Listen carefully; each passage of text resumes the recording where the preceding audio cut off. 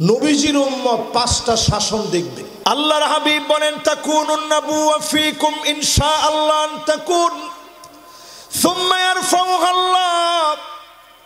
নবী পৃথিবীতে আসবে, আল্লাহ নবীকে দিয়ে নবুয়তের সমাপ্তি ঘটবে। আমার নবী দুনিয়া থেকে চলে গেলেন, একটা বারের জন্য নবীজিরে দেখি নাই। নবীর উম্মত হয়েছে, জীবনে কোনোদিন নবীরে পাই নাই, ছুঁয়ে দেখতে পারি নাই, পরশ নিতে পারি নাই, আদর অনুভব করি, কাছ থেকে নবীজির আদর পাই নাই। আল্লাহর নবীর জন্য মহব্বত আছে, দিলের ভিতরে নবীজির জন্য টান ভালোবাসা আছে। নবীজি বললেন আমি নবী চলে যাব। এই শাসন পৃথিবীর লোকেরা দেখে ফেলেছে।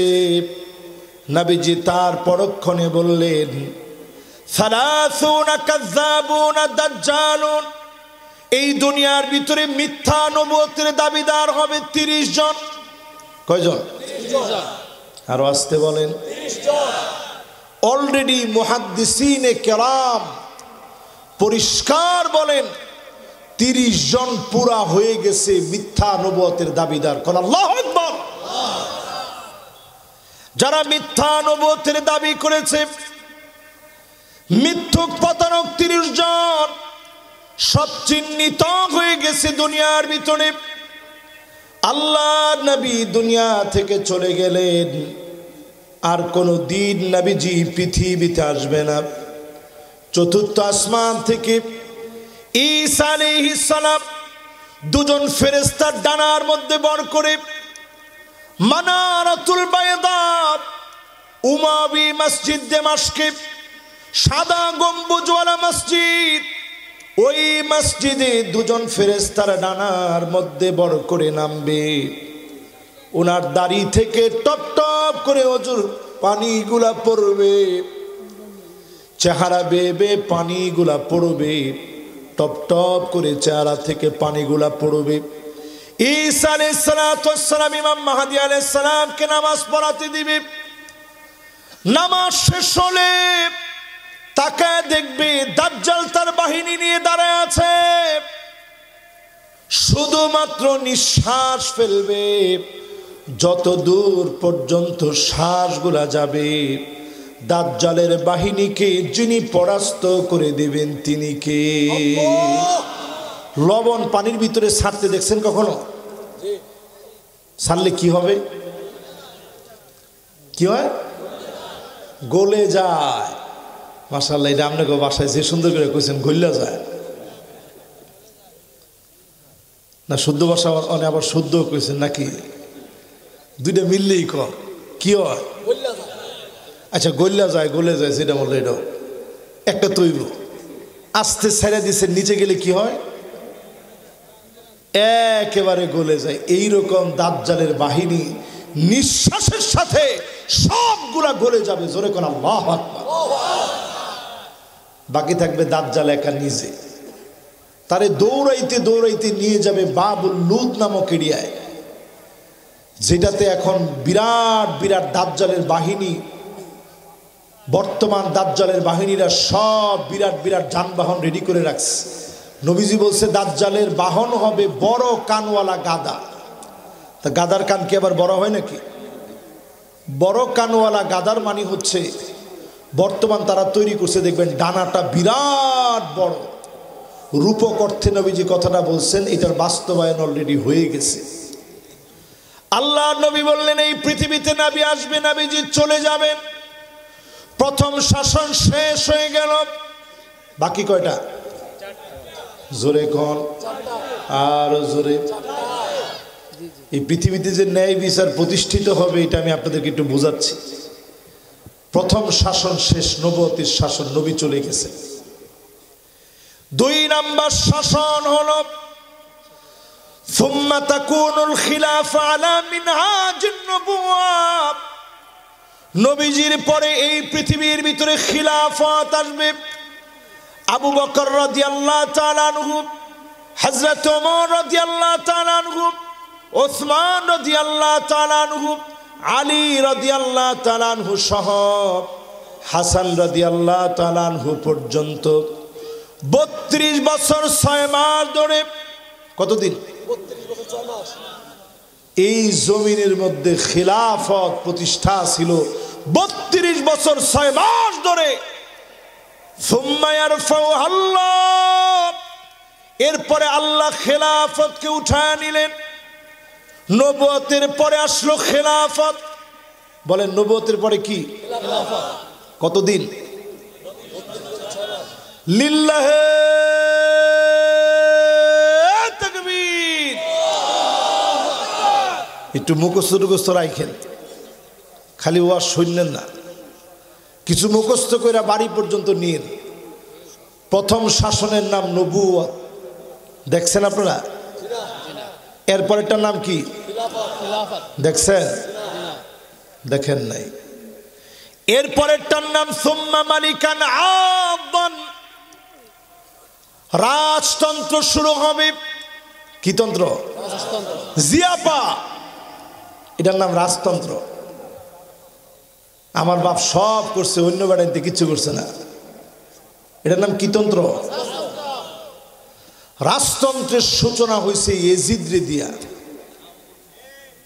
তোমার ঠিকও তো কয় না। আমরা কি ইয়েজিদের পক্ষের লোক?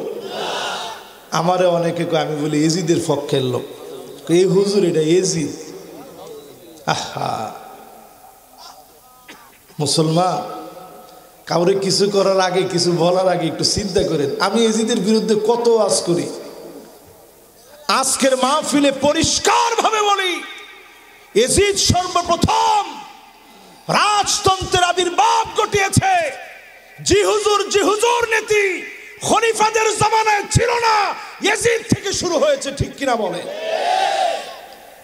খলিফারা ছিলেন এমন, তারা বলতেন ইন্নী উল্লিতু আলাইকুম ওয়া লাস্তু বিখাইরিকুম, আমি তোমাদের নেতা নির্বাচিত হয়েছি, তোমাদের চাইতে সেরা আমি না। আমার কোনো ভুল পেলে ধরায় দিবা, সাথে সাথে নিজেরা আমি শুধরায় নিব। বলেন আল্লাহু আকবার। এটা ছিল খলিফাদের নীতি। আর ইয়েজিদের নীতি ছিল জি হুজুর। আপা, এটি ইয়েজিদের নীতি। জোরে কোন কার নীতি? এবার একটু আপনারা আমার সাথে সাথে কর। শাসন আসবে কয়টা? 1 নাম্বার, 2 নাম্বার, 3 নাম্বার। মাশাআল্লাহ, উপস্থাপকটা ঠিক আছে, ছাত্র ভালো, মাশাআল্লাহ, শ্রোতাও ভালো। এবার আপনারা কোন 1 নাম্বারটা কি, 2 নাম্বারটা কি, কতদিন ছিল? যারা চালাক এরা হুদা 6 মাসটা কইছে।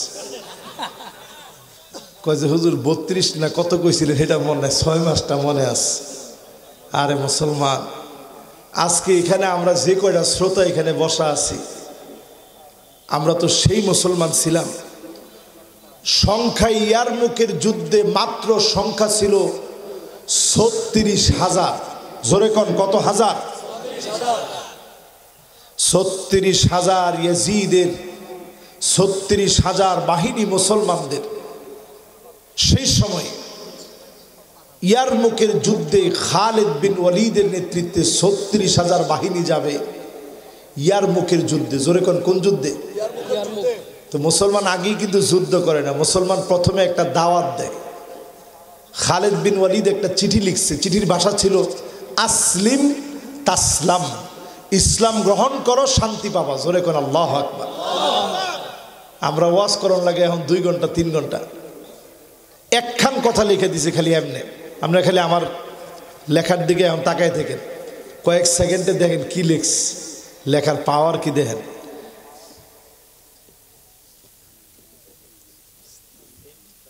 হ্যাঁ, সবাই কোন আসলিম তাসলাম,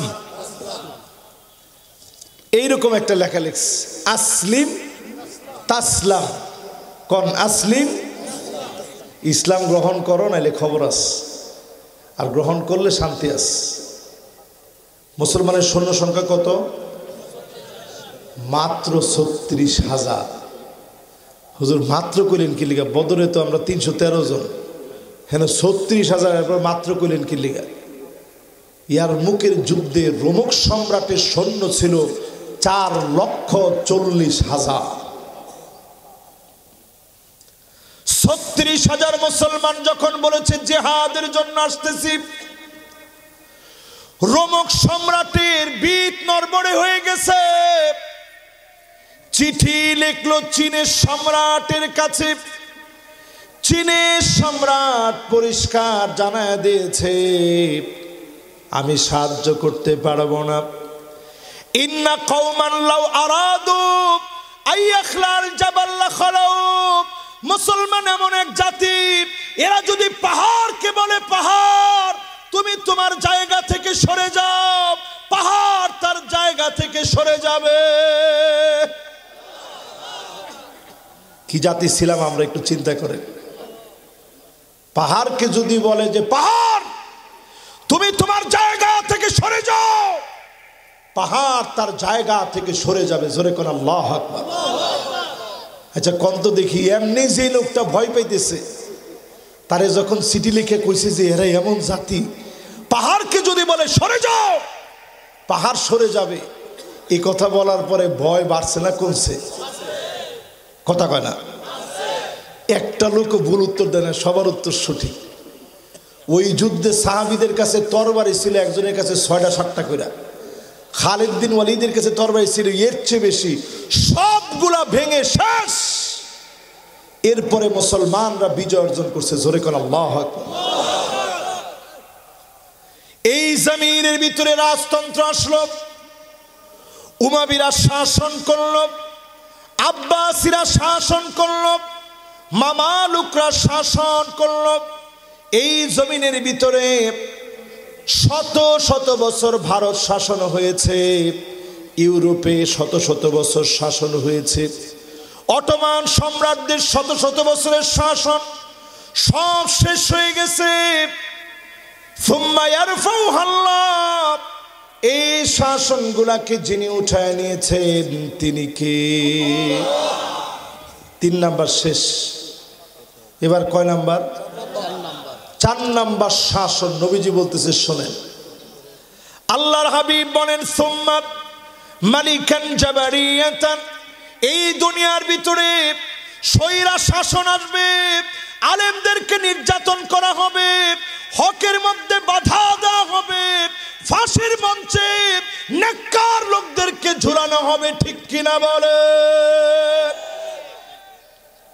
হয়েছে এগুলা? কি কোন হয়েছে? নবী বলতেছেন সুম্মা ইয়ারফাউ আল্লাহ, জালেমদেরকে আল্লাহ টিকতে দিবে না, টেনে হিচড়ে নামায় দিবে, নাস্তানাবুদ করে দিবে, জমিন থেকে তাদের চিহ্ন নিশ্চিহ্ন করে দিবে। ঠিক কিনা বলে?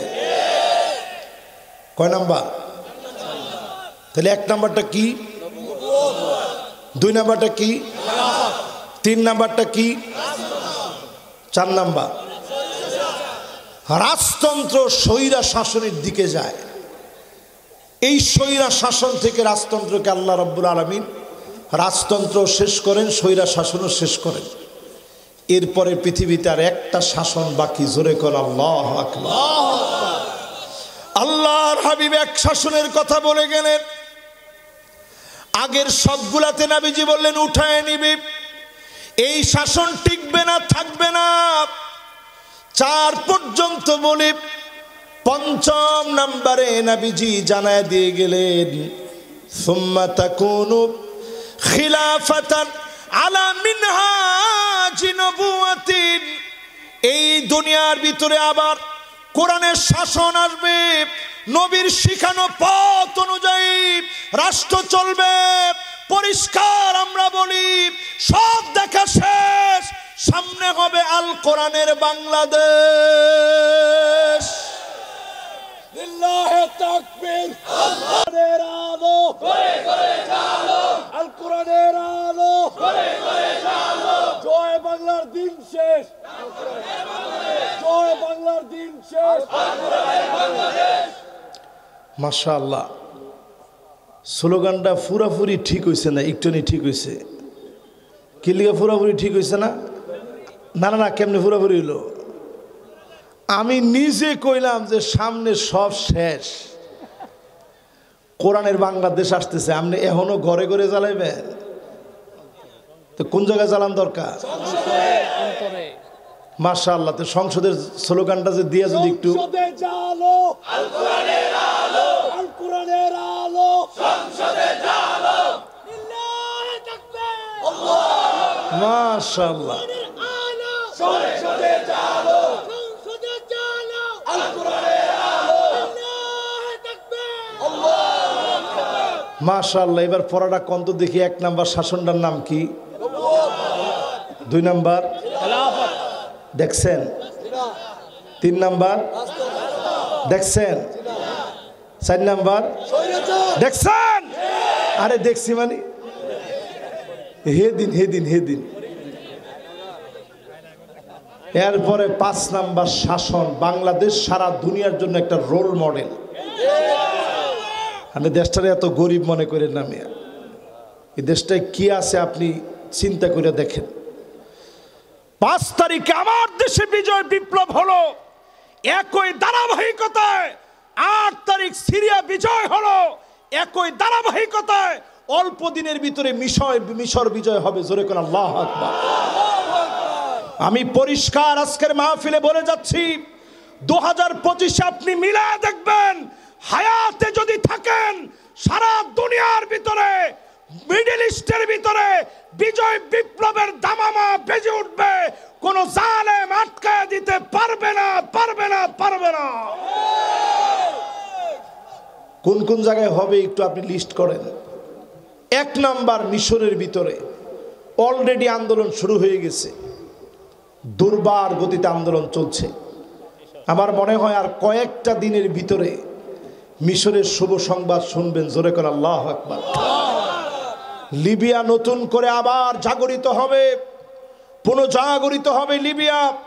লেবাননের ভিতরে আবার ইসলামপন্থীরা শক্তিশালী হবে, তিউনিসিয়ার ভিতরে জেগে উঠবে। আর যেগুলোতে মুনাফিক বামরাম দিয়ে পরিচালিত হচ্ছে সবগুলা অটো সোজা হয়ে যাবে। ঠিক কিনা বলে?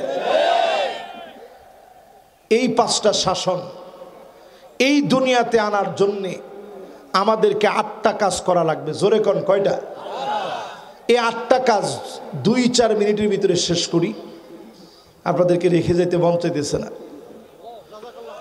ওয়ানিহকুম বাইনাহুম বিমা আনজালাল্লাহ, বিচার করা লাগবে অন্য কোনো কিছু দিয়ে না, বিচার করা লাগবে একমাত্র যে কিতাব থেকে। কিতাবের নাম কি?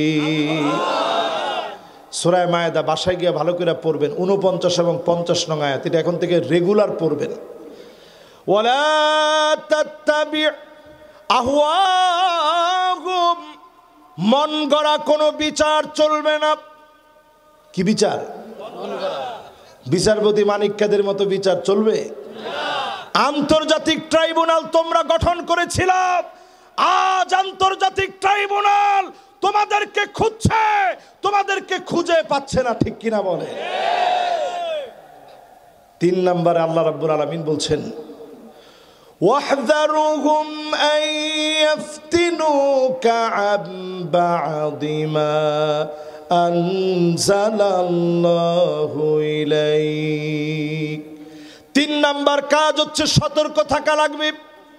1 নাম্বার কোরআন দিয়া শাসন করা লাগবে, 2 নাম্বার মন গড়া বিচার বাদ দিতে হবে, 3 নাম্বারে আল্লাহ রাব্বুল আলামিন জানিয়ে দিচ্ছেন সতর্ক থাকা লাগবে, কাফেররা যেন কিছু ঢুকায় দিতে না পারে। আমি এই মাহফিল থেকে পরিষ্কার বলি, সতর্ক থাকা লাগবে নতুন করে যেন আমার দেশের বিরুদ্ধে কোন ষড়যন্ত্র টিকতে না পারে। ঠিক কিনা বলে?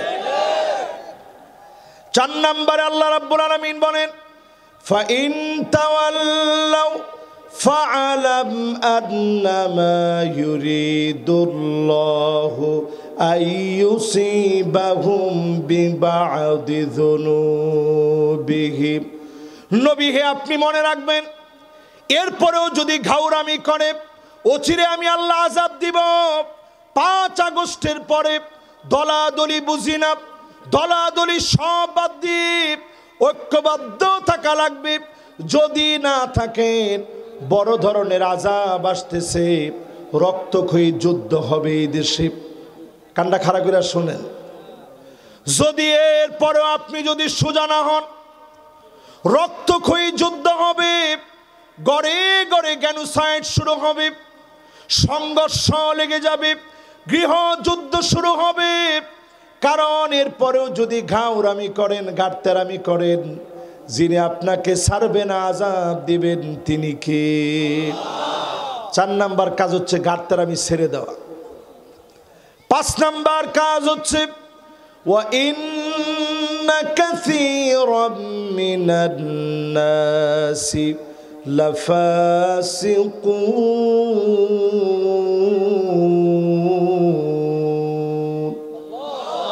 আল্লাহ পাক বলেন, নিশ্চয় অধিকাংশ লোকেরা হবে ফাসিক। জোরে কোন কি? আল্লাহ বলেন নাই বাদুন নাস, কিছু কিছু লোক ফাসিক হবে। আল্লাহ বলেন নাই নাফারুম মিনান নাস, কয়েকজন লোক ফাসিক হবে। আল্লাহ বলেন নাই ফারাদুম মিনান নাস, কিছু মানুষ ফাসিক হবে। আল্লাহ পাক বলেন কাসীরুম মিনান নাস, অধিকাংশ লোক ফাসিক হবে। নামাজ পড়বে, রোজা রাখবে, হজ করবে, যাকাত দিবে, মাগার কোরআন দিয়ে রাষ্ট্র চলুক তারা চাবে না। কথা কি বুঝছেন? সবাই তো কয় না, সকল তো এখনো কইল না। ভিতরে অনেক জং পড়ছে বোঝা গেছে, কিন্তু জং ছাড়ানোর সময় এখন আমার নাই। 6 নাম্বার আল্লাহ রাব্বুল আলামিন বলেন আফা হুকমাল জাহিলিয়াতি ইয়াবগুন। নবী এর পরেও লোকেরা কি জাহিলিয়াতের দিকে দৌড়াবে? জাহিলিয়াতের দিকে দৌড়ানো মানে কি? সাইড দোকানে বয়ে বয়ে কয় আগি ভালো আছেন রে, কি রকমের কি শুরু হইল, জিনিসপত্রের যে দাম, কফি মানুষে খায় না, গরুও খায় না, ছাগলও খায় না, কি করতাম দেশে। এই সব লোকগুলা জাহিলিয়াতের দিকে দৌড়াইতেছে, ঠিক কিনা বলে? এই জন্য আল্লাহ পরিষ্কার সতর্ক করে দিলেন, জাহিলিয়াতের দিকে আর যেও না।